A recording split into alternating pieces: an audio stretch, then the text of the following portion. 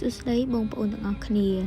បងប្អូនអាចមើលបានថានេះជាទីតាំងប្រវត្តិសាស្ត្ររបស់ខ្មែរយើងដែលមានឈ្មោះថាវិមានឈ្នះខ្ញុំជឿថាមានបងប្អូនយើងជាច្រើនដែលធ្លាប់បានមកទស្សនានៅវិមានឈ្នះដែលនៅតាមជញ្ជាំងនៃវិមានឈ្នះសុទ្ធតែមានរូបចម្លាក់ដែលឆ្លាក់អំពីប្រវត្តិសាស្ត្រដំណើរការតស៊ូការធ្វើសឹកសង្គ្រាមនិងការស្ដារឡើងវិញនៅសន្តិភាពរហូតមានដល់បច្ចុប្បន្ននេះហើយនៅជុំវិញវិមានឈ្នះវិញហ្នឹងក៏មានតាំងបង្ហាញនៅ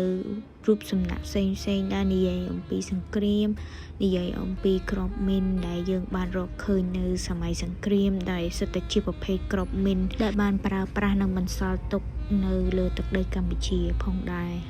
នេះជាប្រភេទក្របមីនទាំងអស់ដែលកម្ពុជាយើងបានរកឃើញនៅលើទឹកដីរបស់យើងហើយសម្រាប់មួយផ្នែកនេះវិញគឺជាការដាក់តាំងបង្ហាញនៅគ្រឿងសព្វាវុធធុនធ្ងន់ធុនតូចដែលប្រើប្រាស់នៅសម័យសង្គ្រាមខ្ញុំជឿថាមានបងប្អូនយើងមួយចំនួនហើយដែលគាត់ធ្លាប់បានមកទស្សនានៅទីកន្លែងនេះនិងបងប្អូនមួយចំនួនទៀតដែលគាត់មិនធ្លាប់បានមកទស្សនាខ្ញុំលើកទឹកចិត្តឲ្យបងប្អូនចូលរួមមកទស្សនាទាំងអស់គ្នាព្រោះដោយសារតែទីកន្លែងប្រវត្តិសាស្ត្រមួយនេះបានបង្ហាញអំពី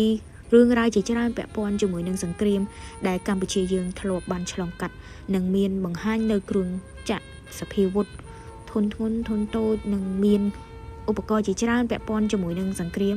អធិស្ឋានហងដោយសារតែខ្ញុំមិនសូវជាដឹងច្បាស់ពីរឿងហ្នឹងអញ្ចឹងខ្ញុំមិនអាចបញ្យល់លម្អិតបានទេបើសិនជាបងប្អូន